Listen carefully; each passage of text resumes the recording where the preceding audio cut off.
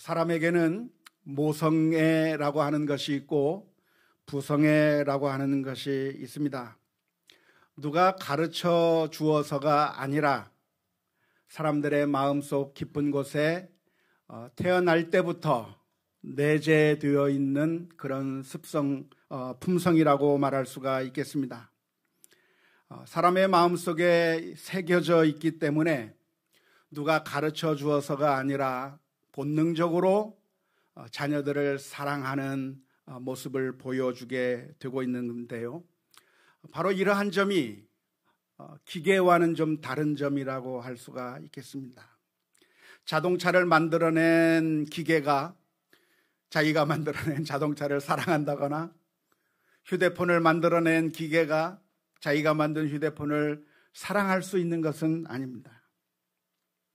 사람이기 때문에 자기가 낳은 자식을 사랑하는 것이고 그 사랑은 그 무엇으로도 막을 수가 없는 것이죠. 사람에게뿐만 아니라 이러한 모성애, 부성애라고 하는 것은 동물들에게도 새겨져 있습니다. 얼마 전에 제가 텔레비전 프로그램을 하나 보게 되었는데요. 우리나라 동물원에 와 있는 판다가 새끼를 낳는 그런 과정을 보여주는 프로그램이었습니다. 중국에서부터 데리고 온 그 판다가 우리나라 동물원에서 혼자 지내는 겁니다. 하지만 중간에 교미를 시켜주었고 그래서 새끼를 잉태하게 되었고 그리고 때가 되어서 새끼를 낳게 되었는데요. 출산 직후에 그 어미 판다가 보여주었던 그 행동이 참 신기하고 놀라웠습니다. 그 어미 판다가 한 일이 무엇이냐면 새끼가 낳게 되자 새끼가 바닥에 떨어졌는데요.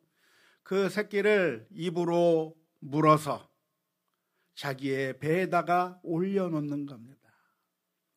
물는데 자꾸 떨어지니까 그냥 포기한 것이 아니라 자꾸만 물어가지고 그 새끼 판다를 자신의 가슴에 올려놓고 그리고 감싸고 그리고 그 새끼 판다에게 자기의 젖을 물리는 그런 장면을 보게 됐습니다.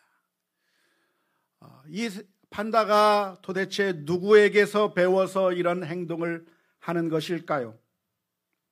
아무도 가르쳐 주지 않았는데 그 주변의 판다들이 어떻게 하면 아기를 낳고 잘 기를 수 있는지에 대해서 주변의 판다들이 알려준 것도 아니고 그 누가 가르쳐 준 것도 아닌데 본능적으로 새끼가 태어나자마자 그 새끼 판다를 위해서 정말 최선의 노력을 다하고 보호하려고 하고 젖을 물리는 그 모습을 보면서 참 신기하다라고 하는 것을 생각하게 됐습니다. 사실 이러한 현상은 진화론으로서는 설명하기가 어려운 일입니다. 진화론이라고 하는 것은 무엇입니까? 무생물이 있었는데 광물이 있었는데 시간이 오랜 세월이 지나다 보니까 그 무생물들이 이리 조합하고 저리 조합해서 아미노산이 만들어지고 단백질이 만들어지고 그래서 생명체가 탄생하게 되었는데 그것이 진화하고 또 진화해서 사람이 되었다고 하는 것인데 그렇게 우연히 만들어진 생명체가 모성애를 가지고 부성애를 가진 그런 존재가 될 수 있다고 하는 것은 아무리 받아들이려고 해도 받아들이기 어려운 이야기라고 할 수가 있겠습니다. 우리가 휴대폰의 부품들을 한 곳에 모아놓고 그것을 슬슬 흔들면서 수억 년을 기다리던 그것이 우리가 쓸 수 있는 휴대폰으로 조립될 수가 없습니다.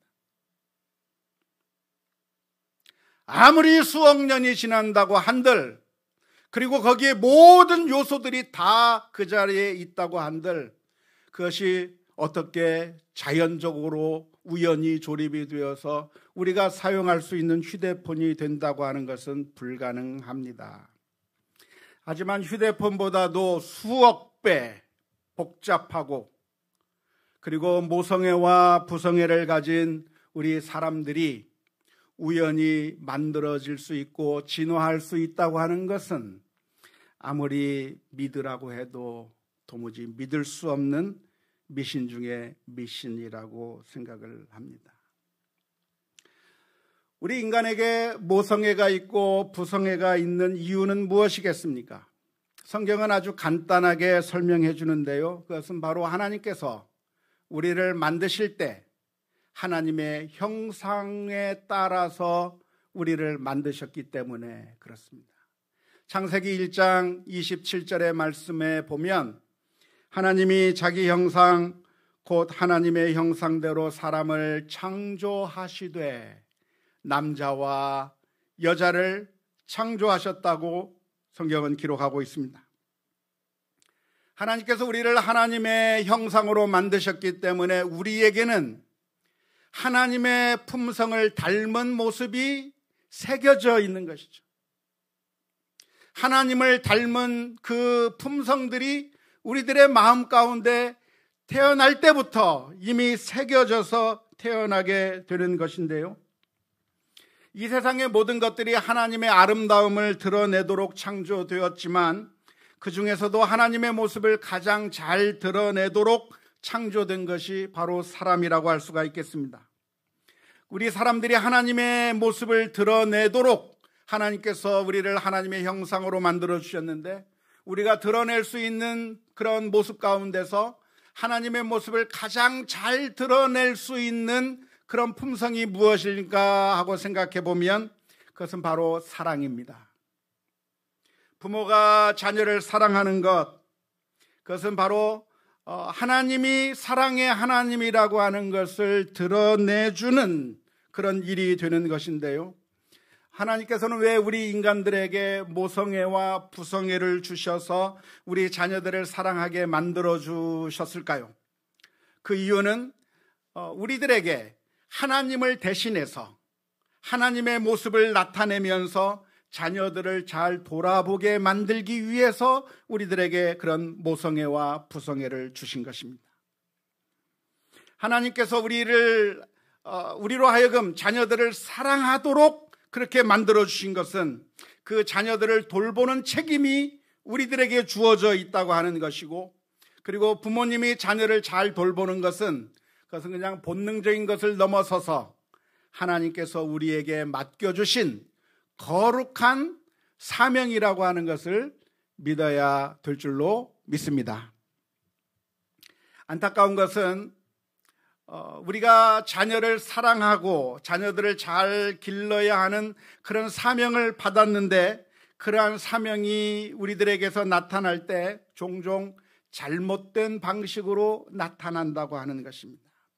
우리 인생이 타락함으로 말미암아 죄를 지음으로 말미암아 죄로 인해서 오염이 된 것이고, 그래서 하나님의 그 사랑을 온전하게 나타나지 못하는 그런 죄성을 가진 인생이 되었기 때문에 우리가 우리 자녀들을 사랑하는 면에 있어서 하나님의 품성을 그대로 잘 드러내지 못하고 타락한 모습으로 우리 자녀들을 대하게 되는 경우들이 너무나도 많이 있습니다. 타락한 방식으로 자녀들을 대하는 방식 두 가지가 있는데요. 첫 번째는 부모로서 마땅히 자녀들을 사랑하고 돌보아야 하는에도 불구하고 부모가 귀찮게 여기거나 자녀를 기르는 것을 무거운 짐처럼 생각하거나 심지어는 폭력을 행사하기도 하고 학대하는 방식으로 나타나는 경향이 있습니다. 우리 자녀들을 사랑함으로써 하나님이 사랑의 하나님이라고 하는 것을 보여주고 느끼게 만들어야 되는데 부모님들이 그러한 사명을 망각해버리고 자녀를 향해서 학대하거나 폭언하거나 분노함으로써 하나님께서 우리에게 주신 그 사명을 망각해버리는 경향들이 많이 있습니다. 안타까운 것은 요즘 뉴스에서 너무나도 자주 들리는 뉴스가 무엇이죠? 그것은 어떤 가정에 어떤 엄마가 어떤 아빠가 자녀들을 학대했다고 하는 뉴스입니다. 조그마한 어린아이들을 학대하고 그들을 돌보지 않고 방치해서 그래서 죽음에 이르게 했다고 하는 그런 뉴스들이 너무나도 자주 우리 귀에 들리고 있다고 하는 것이 너무나도 안타까운 일이라고 할 수가 있겠습니다. 우리들의 이야기는 뉴스에 안 나오니까 우리들은 잘하고 있는 것일까요?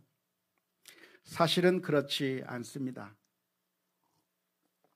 에베소서 6장 4절 말씀에 보면 이렇게 기록하고 있습니다. 또 아비들아 너희 자녀를 노엽게 하지 말고 오직 주의 교훈과 훈계로 양육하라고 말씀해 주셨습니다. 따라서 우리 부모님들은 자녀들을 양육함에 있어서 주의 교훈과 훈계로 잘 양육해야 되는데 그 방식이 어떻게 해야 되냐면 아이들을 노엽게 만들면 안 된다는 거예요. 그런데 우리 부모님들이 종종 어떻게 하냐면 우리 자녀들에게 화를 내기도 하고 폭력을 쓰기도 하면서 우리 자녀들을 노엽게 하는 일들을 많이 자행해 왔어요.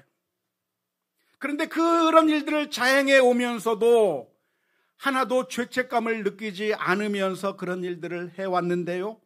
왜냐하면 성경을 읽어보니까 성경에 자녀를 향해서 채찍질을 하지 않으면 안 된다고 하는 그런 말씀을 읽고 우리 자녀들을 마음대로 때려도 되는구나라고 오해했기 때문에 그렇습니다. 사실은 그렇지 않습니다. 자녀들을 함부로 때리거나 자녀들을 향해서 함부로 화를 내도 괜찮은 것이 아니라 아비들은, 우리 부모님들은 우리 자녀들이 노여움을 타지 않도록, 우리 자녀들이 화를 내지 아니하도록 사랑으로, 애정으로 다루어야 하는데, 안타깝게도 우리 부모님들이 부모라고 하는 그런 권위를 가지고 우리 자녀들에게 학대하기도 하고 폭력을 쓰기도 하고 분노하면서 우리 자녀들을 노엽게 해왔다고 한다면 우리가 오늘 이 시간에 회개하고 반성하면서 우리 자신의 모습을 바꾸어야 할 것입니다. 심지어는 우리가 신앙교육을 한다고 하는 그런 명목으로 우리 자녀들을 노엽게 할 때가 많습니다. 목적이 정당하면 그 다음부터는 내가 하는 모든 일들이 정당할 것이라고 하는 잘못된 착각 가운데 신앙교육을 한다고 하는 핑계로 우리 자녀들을 때리고 화를 내고 자녀들의 마음을 아프게 한 적이 얼마나 많은지 몰라요. 그런데 그것은 신앙교육을 하는 것이기 때문에 정당한 것이 결코 아닙니다. 우리는 우리 자녀들에게 하나님이 사랑의 하나님이라고 하는 것을 보여주어야 돼요. 우리 부모님을 보면서 하나님이 사랑의 하나님이라고 하는 사실을 느끼게 해줘야 되는데 우리 부모님들이 신앙교육을 한다고 하는 그런 명목으로 아이들을 학대하고 때리고 화를 내므로 말미암아 우리 자녀들의 마음을 닫아버린 경우가 너무나도 많이 있습니다. 특별히 우리는 모세의 경우를 잘 기억해야 되는데요. 광야 40년 생활을 하는 가운데 이스라엘 백성들은 원망을 많이 했습니다. 먹을 것이 없으면 먹을 것이 없다고 원망했고 마실 물이 없으면 마실 물이 없다고 원망했습니다. 마치 우리 아이들 같은 것이죠. 그런데 그 부모와 같은 역할을 하던 그 모세가 하나님으로부터 명령을 받습니다. 이 이스라엘 민족에게 물을 공급해 주어라. 하나님의 방법은 무엇이냐면 그렇게 원망하고 불평하는 이스라엘 민족을 향해서 하나님은 그들보다 훨씬 더 사랑이 많으신 하나님이라고 하는 사실을 보여주기를 원했어요. 그런데 그 순간에 모세는 이스라엘 민족을 향해서 분노하면서 바위를 치면서 하나님의 거룩하심, 하나님이 사랑이 많으신 하나님이라고 하는 사실을 보여주지 못하고 하나님의 영광을 나타내지 않음으로 말미암아 모세는 가나안 땅에 들어갈 수 없을 것이라고 하는 놀라운 하나님의 말씀을 듣게 되었습니다.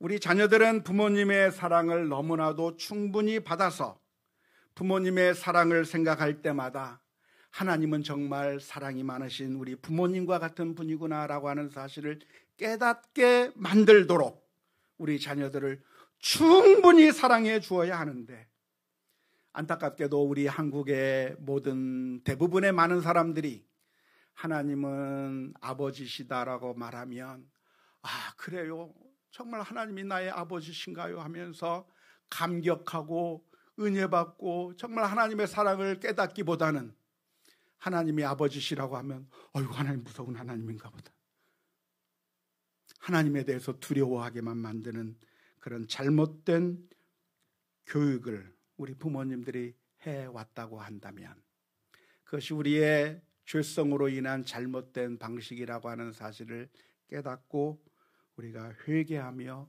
주님 앞에 나아가야 될 줄로 믿습니다.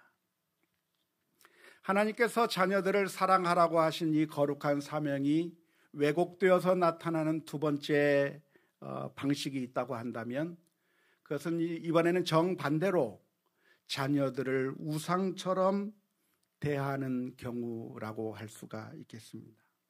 한편으로는 자녀들을 향해서 학대하고 폭력을 쓰고 화를 내는 그런 제대로 사랑하지 못하는 방식으로 나타난다고 한다면, 또 하나의 잘못된 방식은 무엇이냐면, 자녀를 사랑하기는 하는데 자녀가 마치 우상이 되어버리는 방식으로 자녀를 사랑한다고 하면 그건 역시 잘못된 모습이라고 할 수가 있겠습니다.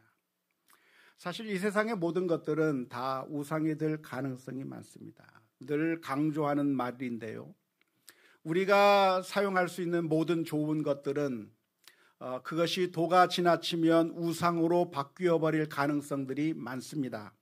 우리가 가지고 있는 모든 좋은 것들이죠. 예를 들자면 먹는 것도 좋은 것이지만 지나치면 우상이 되는 것이고요, 운동, 취미, 대학교에 입학하는 것, 취업, 사랑, 꿈, 재물, 성공, 아름다움, 인기, 자녀, 정치, 자동차, 주택, 심지어 신앙생활이라 할지라도 우리가 보기에 너무나도 좋은 것이 그것이 잘못되면 우상으로 바뀌어버릴 가능성들이 언제나 있는 것들입니다. 재물을 예로 들면 이렇게 생각해 볼 수가 있습니다. 재물이라고 하는 것은 우리에게 좋은 것입니까? 아주 나쁘기 때문에 버려야 하는 것입니까? 성경은 이 재물이 아주 나쁘기 때문에 우리가 반드시 버려야만 하는 것이라고 가르치고 있지 않고, 성경은 우리들에게 금욕주의적인 신앙생활을 가르치고 있지 않습니다. 이것이 이 세상의 모든 세속적인 종교와 다른 것인데요, 이 세속적인 종교에서는 말하기를 이 세상의 모든 것들을 다 버려야 하고 다 내버리고 오로지 가난하게 돼야 된다, 오로지 모든 걸 다 포기해야 된다라고 이 세상의 종교는 가르치고 있지만, 성경은 정반대로 하나님께서는 이 세상을 창조하셨을 뿐만 아니라 그 창조하신 그 세상을 보시면서 하나님께서는 좋다고 선언해 주셨기 때문에 우리가 무엇이든지 감사함으로 받는다고 한다면 그것이 우리들에게 유익한 것이라고 성경은 가르쳐주고 있습니다. 따라서 우리가 재물도 하나님께서 우리에게 주셨다고 하는 사실을 기억하고 감사하며 그리고 그것을 누릴 수만 있다고 한다면 그것이 우리들에게 큰 축복이 되는 것이라고 할 수가 있습니다. 하지만 그렇게 좋은 재물이라고 할지라도 우리들에게 우상이 되는 경우가 많이 있는데요, 그러한 우상이 되는 경우를 성경에서는 경고하고 있는데, 마치 우리 재물이 우리를 먹여 살리는 것처럼, 이 재물이 그 무엇보다도 소중한 것처럼, 하나님보다도 더 소중한 것처럼 착각하기 시작하는 경우, 그래서 그 재물이 우리들의 우상이 되어버린다고 한다면 그러면 그 재물이 우리에게 악한 것이 될 수가 있습니다. 정치도 마찬가지죠. 정치나 정치인이라고 하는 것, 이데올로기라고 하는 것도 우리들에게 유익한 것이라고 할 수가 있겠습니다. 성경은 권세에게 복종하라고까지 말씀하고 있습니다. 하지만 어느 순간에 그러한 사랑이 도가 지나쳐서 어느 순간에 정치나 이데올로기나 정치인이 나의 우상이 되어버린다고 한다면, 그리고 마치 우리의 소망이 그런 정치나 정치인에 달려있는 것으로 생각하고 착각해 버린다고 한다면, 그런 정치나 정치인이 혹은 이데올로기가 우리의 우상이 되어버릴 수가 있는 것이죠. 자녀들도 역시 마찬가지인데요, 자녀를 사랑하는 것은 죄가 없습니다. 아니, 그것은 하나님께서 우리에게 주신 사명입니다. 따라서 우리가 자녀들을 충분히 사랑해야 합니다. 당연한 것입니다. 그런데 어느 순간에 그 자녀를 사랑하는 것이 도가 지나쳐서 우리 자녀가 나의 우상으로 바뀌어 버리는 때가 있습니다. 그렇게 된다고 한다면 더 이상 그 자녀가 우리에게 유익한 것이 아니라 그 자녀가 우상이 되어버린다고 한다면 낭패를 당할 수밖에 없습니다. 그래서 성경에서는 우리에게 무엇을 경고하냐면 하나님보다 더 사랑해서는 안 되는 것이라고 말씀해 주고 있습니다. 마태복음 10장 37절 말씀에 보면 예수님께서 이렇게 말씀해 주셨습니다. 아들이나 딸을 나보다 더 사랑하는 자도 내게 합당하지 않다고 말씀해 주셨습니다. 그런데 이 말씀은 우리 한국교회 성도님들이 종종 오해하는 말씀입니다. 그러니까 우리가 자녀를 어느 정도 사랑해야 되는가? 하나님보다는 좀 덜 사랑해야 되겠다라고 하는 마음들이 우리 성도님들에게는 많이 있습니다. 그래서 우리 자녀들을 사랑할 때 너무 많이 사랑하면 하나님께서 싫어하실까 봐, 정말 내가 우리 자녀들을 정말 사랑하면 하나님께서 미워하시고 그리고 우리 자녀들에게 벌을 주실까 봐 두려워하는 마음들을 종종 가지신 분들을 만날 때가 있는데요, 사실은 그것은 잘못된 생각입니다. 그것은 성경적인 개념이라기보다는 우리 한국의 전통적인 미신적인 생각입니다. 우리 한국 사람들은 전통적으로 미신적인 생각이 많이 있었는데요, 만일 우리가 너무나도 좋아하는 것이 있으면 귀신들이 그것을 빼앗아 갈까 봐 굉장히 두려워하는 것이 우리들의 마음 가운데 있습니다. 그렇죠? 그런 게 있어요. 그래가지고 좋아도 좋은 것을 다 표현하지 않아요. 왜냐하면 좋다고 얘기했다가 귀신이 뺏어갈까 봐. 정말 좋은 일이 있어도 우리 자녀가 사랑스러워도 그 자녀에게 사랑을 다 표현하려고 하는 것을 억제하려고 하는 것이 우리 한국 사람들의 마음 가운데 있어요. 그래서 어떤 식으로 나타나냐면 천명귀복이라고 하는 말이 있는데요, 이름을 지을 때 아주 천한 이름, 개똥이, 돼지, 뭐 이런 천한 이름을 지어 놓으면 귀신이 그 아이를 안 잡아가니까 일부러 못된 이름을 짓는 거죠. 그런데 우리 예쁘니, 우리 똑똑이 하면서 정말 사랑스러운 이름, 좋은 이름을 지어놓으면 귀신이 와서 그 아이를 잡아갈까봐 두려워서 일부러 나쁘게 대하고 일부러 사랑을 표현하지 않고 그래서 사랑을 억제하려고 하는 그런 경향들이 우리 한국 전통적인 미신적인 의식 속에 많이 들어있는데, 그런 의식을 가지고 있는 우리 한국교회 성도들이 성경을 읽으면서 하나님은 어떤 하나님인가? 만일 우리가 하나님보다 우리 자녀들을 더 사랑하면 하나님이 우리 자녀들에게 못되게 할지 모르니까 사랑을 좀 절제해야 되겠다, 사랑을 많이 표현하지 않아야 되겠다, 일부러 90%만 80%만 사랑해야 되겠다라고 생각하시는 성도님들이 의외로 정말 많이 있습니다.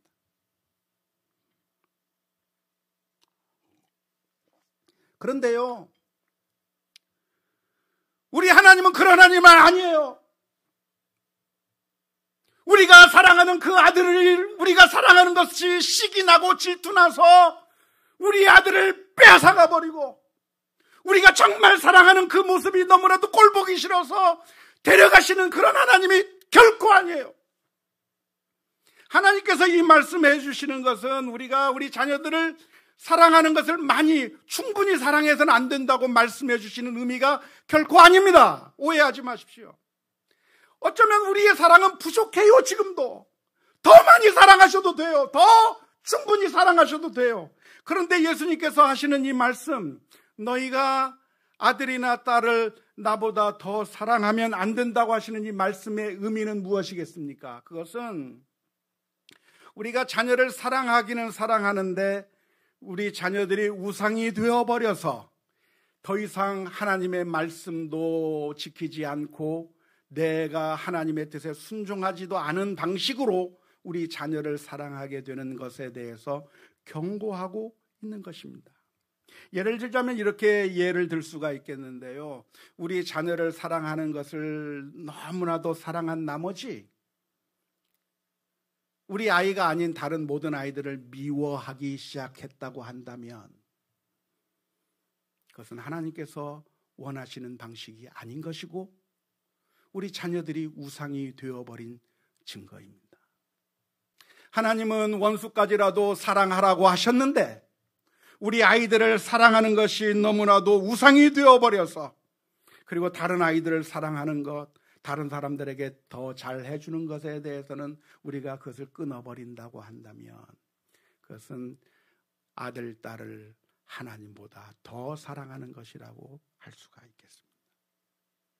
자녀를 너무나도 사랑한 나머지 정의와 공의를 쳐버리고 공평함을 무시해버리는 행동을 한다면 그것은 아들, 딸을 하나님보다 더 사랑하는 결과라고 말할 수가 있겠습니다.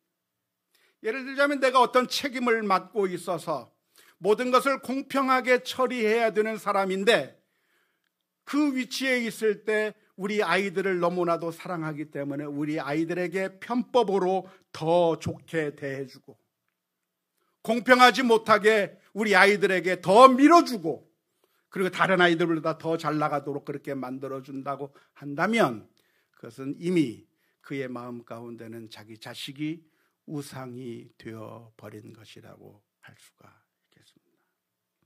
아들, 딸을 나보다 더 사랑한다고 하는 이야기는 우리의 사랑을 절제해야 된다고 하는 그런 의미가 아니라 우리가 우리 자녀를 사랑한다고 하는 명목하에 하나님의 뜻을 저버리고 하나님의 말씀을 따르지 않고 그리고 정의와 공의와 공평함을 무시해버리고 심지어는 도둑질하고 심지어는 다른 악한 일을 하면서 그렇게 자녀를 사랑한다고 하면 그것은 하나님보다 우리 자녀를 더 사랑하는 우상에 빠지는 죄가 될 것입니다. 만일 우리가 지금까지 이렇게 살아왔다고 한다면 아마 이 자리에 앉아있는 대부분의 모습들이 양쪽의 극단의 모습으로 다 빠져봤을 겁니다. 때로는 하나님의 사랑의 성품을 드러내지 못했을 때도 많고 때로는 우리 자녀를 사랑한다는 것이 다른 자녀들은 미워해버리고 기회를 빼앗아버리고 악한 일을 해가면서 불합리하게 불공평하게 정의롭지 못하게 우리 자녀들을 사랑한 적이 많이 있다고 한다면 오늘 하나님 앞에 회개하면서 주님 하나님의 사랑을 우리 자녀들이 깨달을 수 있도록 부모님을 보면서 우리 자녀들이 하나님을 사랑의 하나님을 느낄 수 있도록 사랑할 수 있게 해 주옵소서 기도하며 나아가야 될 줄로 믿습니다. 만일 우리들에게 자녀들이 우상이 되어버렸다고 한다면 하나님 자녀 때문에 눈이 멀어서 하나님의 뜻에 순종하지 못했고 하나님을 더 사랑하지 못한 것을 회개하며 주님 앞에 엎드릴 수 있는 우리 모두가 다 될 수 있기를 주님의 이름으로 축원합니다. 오늘 성경 말씀을 보면 14절 말씀에 이렇게 기록합니다. 오직 시온이 이르기를 여호와께서 나를 버리시며 주께서 나를 잊으셨다 하거니와. 이스라엘 민족들이 지금 하고 있는 것이 무엇이냐면 하나님이 나를 잊어버리신 것 같아요. 하나님이 나를 버리신 것 같아요. 그 옛날 하나님께서는 이스라엘 민족의 하나님이라고 말씀해 주셨는데 이제는 더 이상 하나님께서 우리를 사랑해 주지 않는 것 같다고 그렇게 말하고 있는 내용이 14절의 내용입니다. 이스라엘 민족이 하나님을 향해서 이렇게 하나님께서는 우리를 잊으셨고 하나님께서 우리를 버리셨다고 그렇게 말하고 있는 이유가 무엇이겠습니까? 그것은 이스라엘 민족이 지금 엄청난 고난 가운데 있기 때문에 그렇습니다. 이방 민족들이 쳐들어와서 압제를 당하고 있고 엄청난 고난의 길을 계속 걸어가는데 하나님께서 구원해 주시지도 않고 하나님께서 문제를 해결해 주지도 않고 계속해서 고난의 길을 걸어가게 되는 그 순간에 이스라엘 민족들이 하나님을 향해서 말하는 겁니다. 하나님이 예전에는 우리의 하나님이었을런지는 몰라도 하나님이 더 이상 우리를 듣지 아니하시고 하나님께서 더 이상 우리를 눈여겨보지 아니하시고 하나님께서는 이제 우리에 대해서는 관심을 끊으신 것 같다고 하는 그런 하소연을 지금 이스라엘 민족들이 하고 있습니다. 그렇게 하소연하고 있는 이스라엘 민족을 향해서 하나님께서 주신 대답이 15절의 말씀입니다. 여인이 어찌 그 젖 먹는 자식을 잊겠으며 자기 태에서 난 아들을 긍휼히 여기지 않겠느냐. 그들은 혹시 잊을지라도 나는 너를 잊지 아니할 것이라. 성도 여러분, 여인이 자기가 낳은 자식을 잊을 수 있습니까? 잊을 수 있는 가능성이 있습니까? 불가능한 거죠. 그런데 하나님께서 말씀하시기를 여인은 잊을지라도 나는 너를 잊지 않겠다라고 말씀해 주고 계시는 거예요. 지난주에 우리 예배 다 마친 다음에 김점순 권사님께서 모처럼 교회를 오셨습니다. 요즘에는 몸이 많이 불편하셔서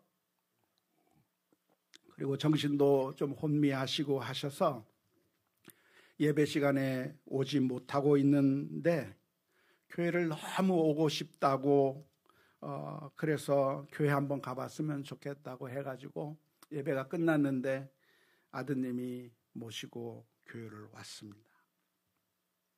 그래서 교회당에 앉아서 너무 좋아하고 너무 감사하다고 하고 그리고 이제 돌아가시기 전에 제가 앉아서 함께 기도하는 시간을 가졌습니다. 그래서 그 김점순 권사님을 위해서 제가 기도를 해드렸습니다.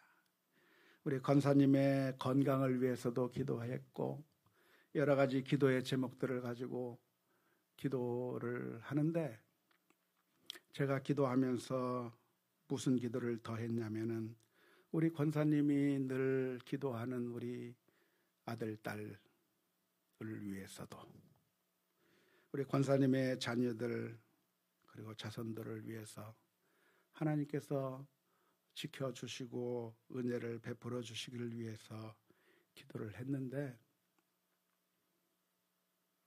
그때 그 권사님이 그 기도를 들을 때 아멘 하고 반응하죠. 아멘. 정신이 혼미해져서 이제는 판단도 힘들고 아무것도 제대로 할 수 있는 것이 없으신 그 어르신께서 그의 마음 가운데 아직도 강하게 남아있는 것이 무엇인가? 자녀에 대한 사랑만큼은 하나도 줄지 않고 그대로 남아있어서 자녀들을 위해서 기도한다고 하니까 그것이 너무나도 감사해서 아멘 하면서 정말 마음으로 기도하는 그 모습을 보면서 야, 참 사람이 모든 기력이 다 떨어지고 정신이 혼미해져도 자기가 낳은 자식에 대한 사랑만큼은 결코 없어지지가 않는구나. 그런데 주님께서 말씀하시는 겁니다. 그들이 혹시 잊는다고 해도 나는 너를 잊지 않겠다. 나는 너를 기억한다. 하나님이 우리를 그렇게 사랑하셨기 때문에 우리를 살리시기 위해서 하나밖에 없는 아들을 십자가에 내어 주신 것이고, 우리를 십자가의 보혈의 피로 구원해 주셔서 우리가 믿음으로 살게 만들어 주신 것입니다. 어쩌면 우리가 인생을 살아가는 가운데 이스라엘 민족과 똑같은 경험을 하게 될 겁니다. 아마 대부분의 사람들이 이스라엘 민족과 같은 똑같은 경험을 하게 될 것입니다. 모든 일들이 꼬여가고 아무리 기도해도 하나님이 응답해 주시지 않고, 정말 하나님께서 이렇게 응답해 주시고 이렇게 해결해 주신다고 한다면 정말 좋겠는데, 그리고 기도의 응답을 받았다고 하는 사람들도 많은데, 내 문제는 하나님께서 외면하시는 것 같아요. 그런데 사랑하는 성도 여러분, 하나님께서 잊고 계신 것이 아니고, 하나님께서는 그 누구보다도 우리를 사랑하실 뿐만 아니라 기억하고 계시고, 하나님께서 사랑하신다고 하는 그 사실을 마음속에 기억하면서 주님을 믿고 신뢰하며 나아가는 우리 모두가 다 될 수 있기를 바랍니다. 내가 너를 잊지 않았다. 다른 사람들은 다 잊어도, 심지어 너를 낳은 부모님이 너를 잊는다고 할지라도 나는 너를 잊지 않는다고 말씀해 주시는 그 하나님을 바라보면서 우리의 인생의 길 가운데 사망의 길 골짜기로 걸어가는 순간에도 믿음으로